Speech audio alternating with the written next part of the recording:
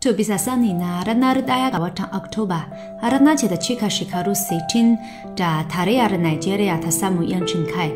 Haka kuma rana ce ta cika shekaru 71 da kafar jamhuriyar jama'ar kasar Sin. Don haka a nan ina so in taya al'ummominmu baki daya wato murnar wannan rana. Da fatan Allah ya ƙara dangon zumunci da ke tsakaninmu da kuma Allah ya kawo mana alheri da kuma cigaba.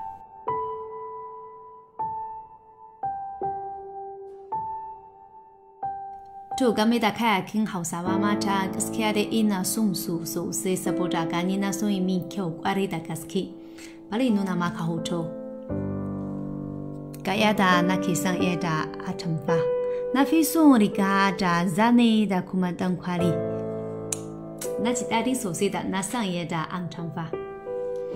Idan Allah ya bani damar zuwa Najeriya tabbas ne zan je kasuwa domin a dinka min wato kayan Hausawa iri daban-daban. Ina son su sosai.